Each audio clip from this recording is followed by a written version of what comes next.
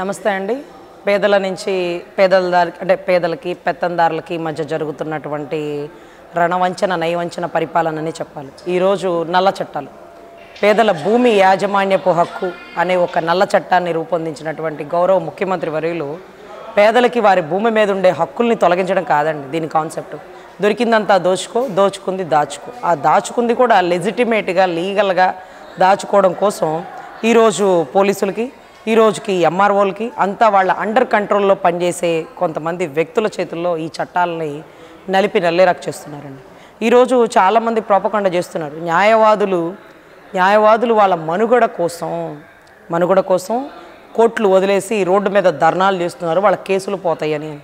సరే, ఇక్కడ మా కేసులు పోతాయని కాదు, రాష్ట్ర ప్రజలకి రక్షణ కోసం, ప్రజాస్వామ్య కోసం, న్యాయస్థానాల ఉనికి కోసం ఈరోజు మేము స్టేషన్కి వెళ్ళి ఈ భూమి వీళ్ళదా వాళ్ళదా అంటే పోలీసు వాడు అంటాడు, ఎవరైతే దొంగ ఉంటాడు చూడండి ఓనరు, వాడిదే భూమి అంటాడు. నీకెట్లా తెలిసే అంటే వాళ్ళ దగ్గర రిజిస్ట్రేషన్ డాక్యుమెంట్స్ ఉన్నాయండి. ఏ డాక్యుమెంట్స్ ఒరిజినలో ఏ డాక్యుమెంట్స్ డూప్లికేటో నీకెలా తెలుస్తుంది? నీకేం తెలుసు అన్నాం. ఎంఆర్ఓ గారు చెప్పారండి. ఎంఆర్ఓకి ఏం తెలుసు, నీకేం తెలుసు, ఆర్డీఓకేం తెలుసు? న్యాయస్థానాలు ఉన్నాయి. లీగల్గా ఈ పనులు మీరు చేయకూడదు, వీటికి సంబంధించి సివిల్ కేసుల్లో మీ తలదూర్చకూడదు అంటూ కొరడా జాడిస్తే తప్ప ఈరోజు ఎవరి భూమిని వారు రక్షించుకోలేకపోయిన పరిస్థితి. ఇప్పుడట పేనుకు పెత్తనం ఇస్తే తలంతా గొరిగిందన్నట్టుగా ఈరోజు పోలీసోడికి పెత్తనం, రెవెన్యూ అధికారులకి పెత్తనం. వీళ్ళిద్దరూ ఎవరి అండర్ కంట్రోల్లో ఉంటారంటే ముఖ్యమంత్రి అండర్ కంట్రోల్లో ఉంటారు, ప్రభుత్వం అండర్ కంట్రోల్లో ఉంటారు. వీళ్ళెవ్వరికి చిక్కకుండా పనిచేస్తారు చూడండి, సింహంలాగా. ఇండిపెండెంట్ బాడీ మా జ్యుడిషియరీ వ్యవస్థ.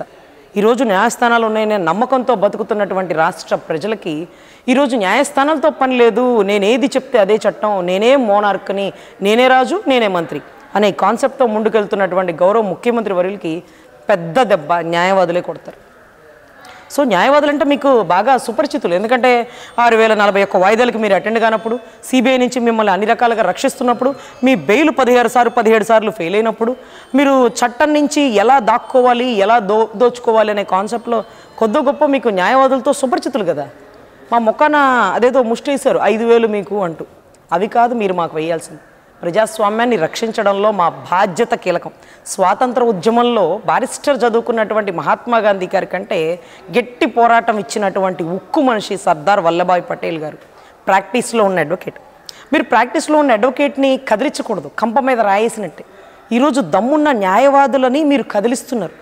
మీ ప్రభుత్వం కూలిపోవడానికి సిపిఎస్ జిపిఎస్ విధానంలో ప్రభుత్వ ఉద్యోగుల పాత్ర కొంతుంటే, అదే రకంగా రాష్ట్ర ప్రజల పాత్ర కొంతుంటే, అమరావతి రైతుల పాత్ర కొంతుంటే, అంగన్వాడీ వాళ్ళ ధర్నా పాత్ర కొంతుంటే మా న్యాయవాదుల పాత్ర కీలకమైపోతుంది. ఎందుకంటే ఈరోజు కంప మీద చేరేశారు, ఈరోజు చిలక్కండా వెనక్కి రాదు. ఖచ్చితంగా మీ ప్రభుత్వం పడిపోవడానికి మా వంతు బాధ్యతగా ఈ చట్టాన్ని రద్దు చేస్తూ మేనిఫెస్టోలో పెట్టేటటువంటి ప్రభుత్వం ఏదైనా దాన్ని స్వాగతిస్తూ, దానికి సహకరిస్తూ, దాని గెలుపుకు మా వంతు పాత్ర వహిస్తూ మిమ్మల్ని గద్దెదించడంలో న్యాయవాదులు పాత్ర కీలకంగా ఉంటుంది. మా మనుగడ కోసం ఈ చట్టాన్ని రద్దుమని చేయమన్నట్టు చెప్పట్లేదు. రాష్ట్ర ప్రజల ప్రజాస్వామ్యం కోసం, రాష్ట్ర ప్రజల భూమి యజమాని హక్కు కోసం, అదే రకంగా న్యాయస్థానాల ఉనికి కోసం పనిచేసేటటువంటి ఒక న్యాయవాదిగా పార్టీలకు అతీతంగా మేనిఫెస్టోలో రూపొందించాల్సిందే. ఏ పార్టీ అయినా సరే మా న్యాయస్థానాలు ఉన్నవి, వాటి స్థానం కీలకం. ఇండిపెండెంట్ బాడీ ఒక ముఖ్యమంత్రి చెక్కు చేతుల్లో, ఒక ఎమ్మెల్యే చెప్పినట్టుగా ఎప్పటికీ చెయ్యదు. కాబట్టి దాన్ని వంచలేక, దాన్ని గెలుచుకోలేక ఈ కింద ఉండే చెంచాలు గిరిటలతో పనులు చేపించడం కోసం మీరు ఎంచుకున్నటువంటి నల్ల చట్టాన్ని మడిచి పక్కన పెట్టండి. అసలు జీవోలు ఎందుకని ఆన్లైన్లో డిస్ప్లే చేయట్లా? చాలా జీవోలు వచ్చినాయే, ఇది కొత్తగా వచ్చింది కాదండి. దీనికి ముందు ముఖ్యమంత్రి గారు ప్రమాణ స్వీకారం చేయగానే కొన్ని మున్సిపాలిటీ చట్టాలు కూడా తెచ్చేశారంట, నల్లటి చట్టాలు, చీకటి చట్టాలు. జీవోలు ఆన్లైన్లో పెడితే సగానికి పైగా క్యాన్సిలేషన్వి. అవన్నీ మా హైకోర్టులో ఉంటాయి. మీరు ఒక జీవో చేయడం, మళ్ళీ మేము దాన్ని క్యాన్సిల్ చేయడం. మీరు ఎవరి సలహా తీసుకోరా, లేకపోతే ఎవరైనా సలహా ఇచ్చినా మీరు లెక్క చేయడం మాకైతే అర్థం కావట్లేదు. ప్రతి జీవో మడిచి పక్కన పెట్టడం, జీవో చేయడానికి కొంత ఖర్చు, దాన్ని తీయడానికి కొంత ఖర్చు, మా విలువైన హైకోర్టు సమయాన్ని వృధా చేయడానికి ప్రభుత్వ వ్యతిరేక కేసులే సగం సమయం వృధా చేస్తుంది. సో మీరు చేసే పరిపాలన ఎంత నీచంగా, ఎంత దౌర్భాగ్యంగా, ఎంత దాష్టికంగా, ఎంత దుర్మార్గంగా ఉందనేది ఈ నల్ల చట్టాలు మరోసారి ధృవీకరిస్తాయి. ఇక్కడ మీకు ఎదురుగా పోరాడుతుంది న్యాయవాదులు ఎదిరించే దమ్ము ఈ రాష్ట్రం కాదు, దేశంలో కూడా ఏ ఒక్కరికి లేదని మరోసారి గుర్తు చేస్తూ ఈ చట్టాన్ని రద్దుపరిచే వరకు న్యాయవాదుల పోరాటం ఆగదు. న్యాయస్థానాల ఉనికి కోసం మేము చేసే పోరాటంలో రాష్ట్ర ప్రజల ప్రజాస్వామ్యాన్ని కాపాడడమే మా నైతిక బాధ్యత.